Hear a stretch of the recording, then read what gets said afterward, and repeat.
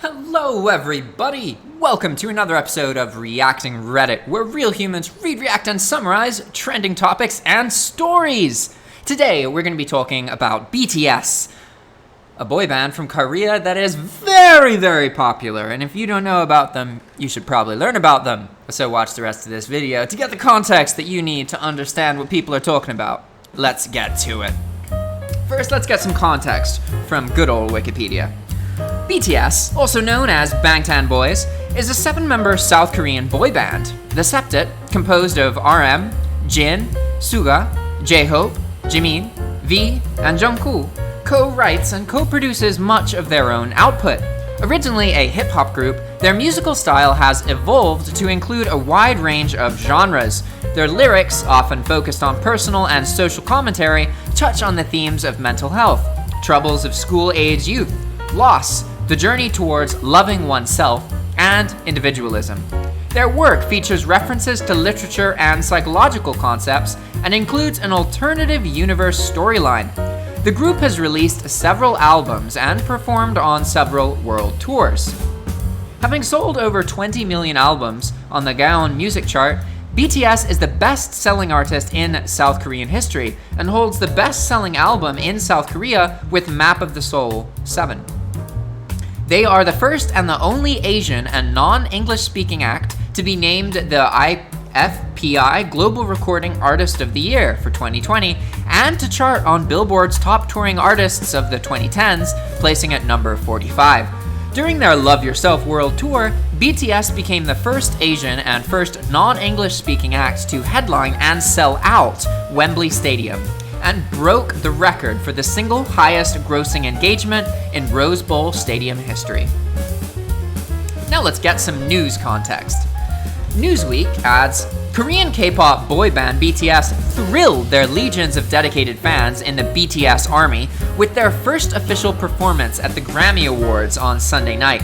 The South Korean group delivered a high-energy performance of their English-language hit, Dynamite, which was nominated in the Best Pop Duo Group Performance category.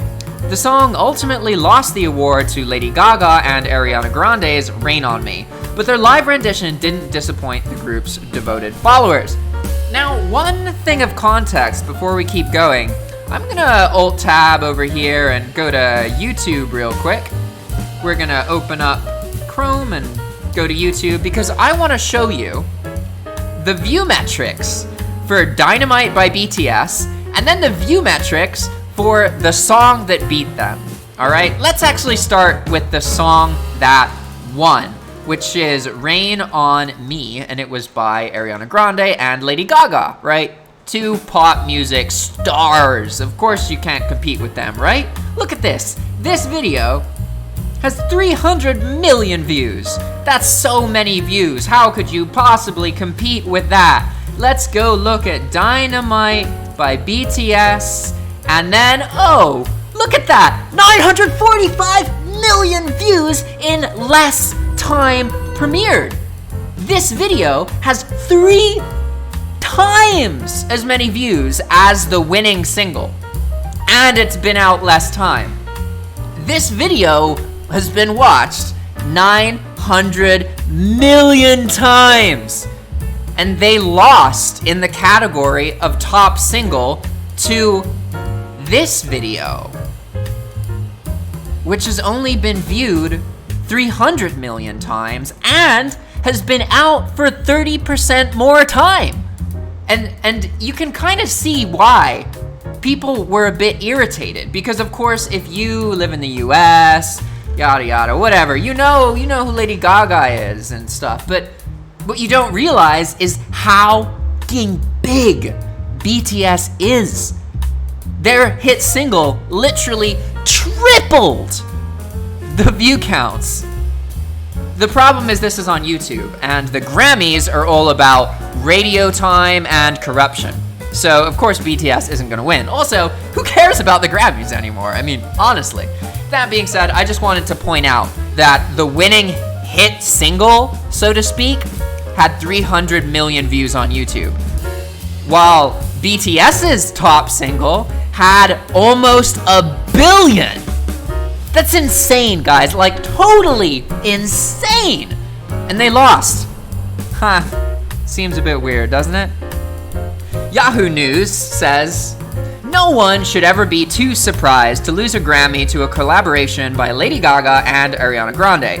But the BTS army, the fans of the South Korean megastars, had high hopes the group would win its first Grammy, which would have been the first Grammy ever for a K-pop act.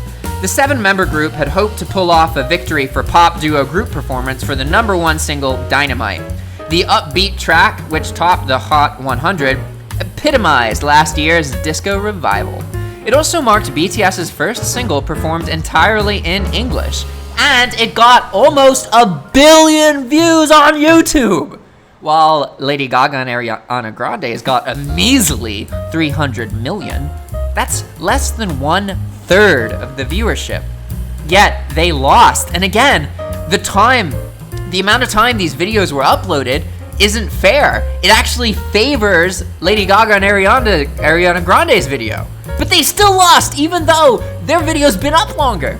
And that's what is kind of funny. It's like, really? Like, how many times has Lady Gaga won this crap? Does it really matter to give her another Grammy for pop when she's literally like the queen of pop already and has won loads of things and has loads of followers all over the place? What happens when there's actually a group that is outperforming Lady Gaga and they don't win? It seems kind of dumb, isn't it? I think it's kind of dumb. But that's because I care about YouTube, not the old archaic shit. Moving on, let's look at what Reuters has to say. BTS, the South Korean supergroup, is known for churning out hits and energizing a growing global fan base. Early in June, those fans, collectively called ARMY, put their energy behind an online campaign called Match a Million to raise money for social justice causes in the United States. It hauled in $1 million in roughly 1 day, matching the donation of the band itself to Black Lives Matter. We're buying cars and selling out stadiums. You can't just do that with some overexcited girls, said Erica Overton, one of the administrators of One in an Army, the fan group that organized the Match a Million fundraising effort. This is not just a fan group to enjoy music. It's an economic force, and something you can't really dismiss as something trivial, due to its sheer size. So many BTS supporters are out there. Page 6 adds, the Grammys are officially in a Twitter war with members of the BTS army. The K-pop's band's fans got scammies trending on social media Sunday ahead of the 2021 Grammy Awards to express their outrage that RM, Jin, Suga, J-Hope, Jimin, V, and Jungkook lost the award for Best Pop Duo Group Performance to Lady Gaga and Ariana Grande, who were nominated for Rain On Me, and also, as far as YouTube metrics are concerned, got 1/3 less traction in more time. Really, why'd Lady Gaga and Ariana Grande win? Yeah, they're pop stars, but what? Because we're the US, we ignore the rest of the world? Oh yeah, that's right. That is how it works. Moving on. Breitbart adds, North Korean government media outlet, Arirang-Meari, I don't know how to pronounce that, I'm sorry, published an attack on South Korea's pop music industry, or K-pop, this week, claiming South Korean record labels are enslaving artists. The boy group has become a cultural sensation around the world, BTS, and is suspected to be illicitly popular in North Korea, where citizens often smuggle USB keys filled with South Korean music, television, and movies to watch illegally. All media not created by the North Korean Communist state is illegal to consume in the country. North Korean media targeted not the artists, but their record labels, for allegedly exploiting the artists. According to a translation by NK News, the article titled, South Korean Youth Singers Subordinate to Large Corporations Forced into Miserable Life, goes on to accuse the record labels of forcing the singers to entertain sexually politicians and wealthy businessmen without offering evidence, and that some resort to suicide, which has become a growing concern in the K-pop industry. Researchers speaking to NK News speculated that the attack on the K-pop industry from North Korea may be a response to the music's popularity within North Korea. North Korea writing these types of articles shows that Pyongyang Pyongyang, the capital of North Korea, thinks it has become difficult to completely block off the distribution of K-pop music. Sang-Sin Lee, a research fellow at the Korea Institute for National Unification, told the outlet, "So, they are working on producing some sort of counterintelligence, claiming that these popular songs are being made under poor conditions, slave-like exploitation of young trainees." Lee noted that, though through smuggling in flash drives, North Koreans are aware of major milestones in South Korean culture, despite it being illegal for them to know. Now, there are a lot of USBs going in, Lee explained, so these days, it doesn't seem that North Korea can completely block out outside information. Things like South Korean movie Parasite winning an Oscar, or BTS performing at the Grammys, they would hear about this one way or another eventually. And I want to add something here, is that it's interesting because it's true that North Korea is making propaganda to dismiss the music industry, but they have exaggerated. It's not like old K-pop artists or porn stars, but it is true that it is a very, very hard industry to work in. And there are multiple young people who have committed suicide, members of very, very well-known bands. And some of these publishers are known for finding children at very young ages and sending them through very intense boot camps, teaching them how to dance and sing in a way that it could be viewed as slave-like. That isn't totally untrue. So it is, North Korea is exaggerating it, and they're attacking the South Korean music industry, but they're not completely unfounded. And I understand that it's crazy to think that North Korea is saying something that has a grain of truth to it, but it actually does. There is a lot of evidence of the abuse of South Korean people by the pop industry. But it's not so much that pop itself is bad, it's that the companies who make all the money, they use these figureheads and they make them seem perfect, but they're just humans. And those figureheads, they get fucked up by all the publicity and all of the forced training and all of the schedules, and it screws them up, and it does lead to suicide. But that's not because of pop music. That's because of the manipulation and abuse of K-pop artists by the record labels who have all the power. So, and that's kind of what's interesting, because North Korea's attack was specifically on the record labels, not on the artists. If you actually read the article, they single out the record labels who enslave the artists. And it's like, whoa, that's actually reasonably true. Anyway, moving forward, let's get on to what people think from Reddit. First comment is by LemonKid12345, and the context here is, why do people like BTS? Interestingly, there's almost no content on Reddit about BTS, even though it's so big. It appears that most BTS fans do not use Reddit, despite the fact that Reddit is one of the most popular websites in the world, and loads of people online use it. It doesn't seem to be a super popular topic. So this post that I did find was asking people why they like BTS from the perspective of somebody who doesn't know what it is. All right? And LemonKid12345 says, okay, since everyone is not actually giving you a serious answer, I will give you one as an actual BTS fan. BTS is a K-pop group. The Korean music market has a ton of boy groups, but BTS is the only one that has gotten this big in America and has been on multiple other shows already, like Ellen and Jimmy Kimmel. The reason why they are so big, well, yes, they do visually look appealing, is that only a fraction of why they have as big of a fan base as they do. All the boy groups in Korea look basically the same as them, but BTS is one of the only groups that writes their own lyrics, and they speak about deep topics like society and mental health. Their first albums were revolutionary because they really criticized the school system in Korea, and this translated videos for each one of their songs for English plans. And most people relate to criticism of school systems. They also have a god-tier rap line. The leader Rap Monster is a lyrical genius. If you don't believe me, you can check out his 2 mixtapes. They also dabble in many genres like R&B and ballads. Their singers are really great. In my opinion, they have some good voices. Original Poster responded saying, I actually love you for saying that. Trust me, you don't know what it is. You don't want to know what it is. Chronos55 says, BTS is short for Bangtan Boys, a Korean music band formed in 2013. What a horrible answer. Classic Nessie says, they're good looking, cute, and hot. They cater to mainly teenagers, which is an audience that almost always works the best, though I've seen people of all ages liking K-pop in general. They also use social media platforms correctly to make a solid fan base. And, by the way, they are very good at energizing their fan base.